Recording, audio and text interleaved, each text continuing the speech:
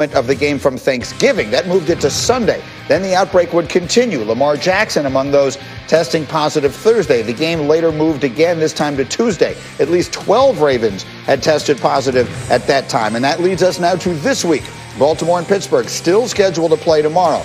The Ravens have had 8 straight days of at least one positive test entering Monday, and they'll be playing this game without so many of their best players. And so, Ryan Clark, I would ask you, as one who knows this rivalry and lived it, I've heard a lot of people ask this question. Should this game be played tomorrow? Absolutely. If the protocols are followed, if the NFL and the Baltimore Ravens, Pittsburgh Steelers can ensure that no one else will be put in further risk of contracting COVID-19, then you absolutely should play the game, because that's 2020. That's the decision that the NFL made when it decided to sign this CBA that said that these games could be played if X, Y, and Z were followed. The same way the Denver Broncos had to play the game without quarterbacks because protocol needed to be followed. It was, and that's how the game would ensue. And so if the Baltimore Ravens can field the team, if the Baltimore Ravens have enough people, if it won't in any way infect or if it won't in any way put the Pittsburgh Steelers or the Baltimore Ravens in harm's way, this game needs to take place. People need to get paid, and that's what we'll see happen. Let me, by the way, read to you a tweet from our colleague Adam Schefter just moments ago. He tweeted this: the NFL canceled the Ravens practice scheduled this morning per league source. The Ravens last practiced the Saturday before the Titans game. They are currently scheduled to play in Pittsburgh on Tuesday night, and their travel plans are in flux with snow forecasted for Pittsburgh on Tuesday morning. So candidly, things couldn't get any more complicated than they are as of now. A little bit earlier about that Tampa offense. Why don't you show us what you want us to know? Yeah, Greeny, so you've heard the saying, it takes a village when it comes to being a parent to raise a kid. When it comes to handling the blitz, I look at it the same way. It takes a village as an offense. It's not just the quarterback. It takes the offensive line, the receivers, and the backs to see it the same way. Okay, first of all, first quarter, 3rd and 3. This is an advantageous situation. You feel great as an offense. Now, a couple things to point out to start. This is Antonio Brown. Okay, so the handling of the pressure, the teaching needs to be at an extremely high level so he sees it the same way. Starting with empty protection, only 5 offensive linemen. Their number 1 rule, take care of the first 4, the individual 4 defensive linemen. The second rule is this: always protect the inside. You always want to protect the most dangerous, the internal, and force the outside guys, the furthest from the quarterback, to have to run to the quarterback so the ball can get out of his hands. So what happens is these linebackers walk up. Once that linebacker walks up, the protection is off, right? You've got to take care of the inside. They're going to squeeze. That's going to leave this defensive end unblocked. That is absolutely correct. Now, what happens is this. This is why it takes everybody. Antonio Brown, I want to come to this side. Antonio Brown is running a rail route. Okay, his rail route looks like this naturally to begin with. But it's man coverage, and the guy covering him, the drop-down safety, Tyrann Mathieu, is too close. The adjustment needs to be this, Antonio Brown. You need to get wider, because if you're wider, that ball's going to get thrown right there. You're the hot answer. You're the guy we got to get that ball to, and you keep distance from that drop-down safety. That doesn't happen. And that's a wasted play on 3rd and 3. Now let's go to another look, okay? I'm going to go to the other side again. Another look. This is the interception. You got 5-man protection again, 4 defensive guys. Tom Brady's going to send these 3 front side. That means these backside 2, offensive guard and tackle. You've got the most 2 dangerous of the 3. Now that linebacker blitzes, that's fine. He's unblocked. Tom Brady knows it. Let's bring our vision to that safety. Mike Evans as a slot receiver. If that safety comes down, you should go to the flat right now. Easy option. If that safety hangs high in a too-high shell, look at the soft spot. You should be picking and popping right here into that soft area. That's what Tom Brady's expecting. All that vacated space, because this linebacker is actually dropping out. But Mike Evans runs that slant. There's a very muddy picture right here. This ball's going to pop off that defensive tackle's head. Ball goes in the air. Interception. Listen, it takes everybody to handle pressure. Tom Brady in the last 3 years in the NFL led the league in touchdowns against blitz. 26 touchdown passes. This year, handling pressure, he's got 0 touchdowns and 5 picks. Everybody in that offense, including the plan, needs to be better. That's so well done. And actually, on the telecast of the game yesterday, you saw him going over to Evans, and they were having a conversation about that right after that play. But, Rex, we've talked a lot about the Tampa offense and their struggles, but you had a problem with the way they played or coached defense. Yeah, absolutely. I mean, they let Tyreek Hill beat them. And there's not a guy in the NFL that can run with Tyreek Hill. Nobody can cover him. And for you to sit back and just play man coverage down after down after down is absolutely absurd. I get it, Todd Bowles, that's what you do. And against lesser opponents, it's effective. But this is not a lesser opponent. You've got to do something different. And what I would have done and what everybody should do is roll their coverage to Tyreek Hill.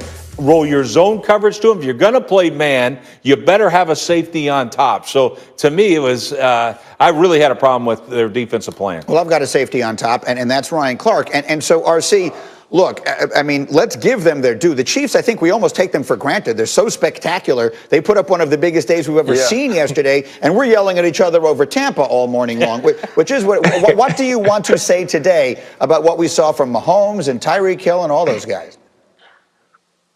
But isn't that what happens, though, Greeny? You know, like we're yelling about Tom Brady because we understood what they were standing across the field from. We understood what was on the other sideline. And the reason Tom Brady has on his soccer dad hat and has his grandma hand on his hip when he's talking to Mike Evans is because he understands that they need to score points. And that's the type of pressure that Patrick Mahomes and Eric Bieniemy and Andy Reid put on you, especially in these big games. They understand the moments. They rise to the occasion and they play their best ball when it's most needed. And we saw that from the beginning of the game yesterday, and it finished with Patrick Mahomes making the plays he needed late to get his team to the kneel down. Yeah. So Dan Orlovsky, at this point, does Patrick – oh, you know what? We'll get to that in a minute because the question is Patrick Mahomes the MVP of the league right this minute? Or is it Aaron Rodgers? Let's take a look at how he finished up the Sunday in the National Football League with Rodgers at home against the team that he dominates, the Chicago Bears, at Lambeau Field. First Packers drive. Rex, look at the time Rodgers has. Oh, my gosh. Greeny, this is not exactly the 85 Bears rushing the passer. Rodgers finding Devontae Adams. It's 6-0 after they missed the extra point. Then we're coming down the other way, and Dan, it's Mercedes Lewis.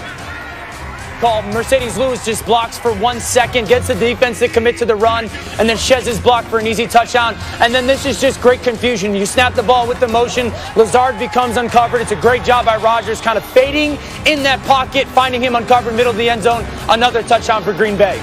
Packers leading at 20-3. Meanwhile, Mitchell Trubisky getting his first start since week 3. Here's 3rd and 17. And okay, that's not what we had in mind. Preston Smith, scoop, score. Trubisky not happy. No one in Chicago happy. 27-3 Green Bay before the half. It's 27-10 in the third quarter. And Trubisky, Dan, throws this one into a team meeting. Yeah, don't assume what's going to happen after the snap. The safety dropped down. The in route's wide open. He just predetermined I was going to throw that ball no matter what. Equals the pick, and I love the Packers come out aggressive. Play action fake. You lean the tight end on the corner route. Cross the safety's fade across the field for a touchdown. A great route by Tunyon. Awesome play call. Beautiful throw by Aaron Rodgers. Rodgers goes over 50,000 passing yards. Not in this game, but for his career. Threw 4 touchdowns on the night, and the Packers wind up winning it by a score of 41-25. I'll steal that one from our friend Kenny Mayne. Not in this game. That would be a record. Okay, so same question that I had for you before, RC. What do we say about these Packers? Like, it does feel when they are cooking, and you know a little bit about facing Aaron Rodgers in the biggest of games. When they are cooking, that offense still looks awfully good. What do you see from them right this minute? Absolutely. Listen, when they're cooking and when Aaron Rodgers has a clean pocket like he had last night, not hit on any of his drop backs, he's going to go crazy on you. And that's what we saw. We saw him pinpoint accurate down the field. There were actually some drops by Devontae Adams that could have made this even worse than it seemed on the scoreboard. But I'm not going to rush and say that the Green Bay Packers are that team because we know the formula. We saw what the Colts could do with the run game and a little bit of pressure. We saw what the Minnesota Vikings were able to do with the run game and a little bit of pressure in the second half. And obviously, we know what Tampa Bay did to this team. Let's not forget, this team was 13-3 last year. And yes, it looks different. Aaron Rodgers is better. Matt LaFleur is doing better as a play caller. There seems to be more chemistry there, but everything has to hit right for this team to be at their best. And so we'll watch this team continue to go farther because we can't look at a game against the Chicago Bears, which are Bears that are rolling around in skunk stink, to think that the Green Bay Packers have arrived. Let's watch this happen throughout the end of the season. Let's see if they can start to stop the run because that's what it's going to take for this team to be as good as they can possibly be. Well, on the other side, Dan, I mean, the Green Bay Packers, as RC just said, are a defense we've seen give up a lot this year. And so now back comes Trubisky. What did you see from the Chicago quarterback? I mean, he looked like a guy that hadn't played in a long time. He also looked like a guy that was out there trying to prove, I should have never been sat, and I should have continued to be our starting quarterback. Listen, this needs a complete reboot. I've been somebody that, said, are they using Mitchell Trubisky the right way or the best way? And I still don't think they are.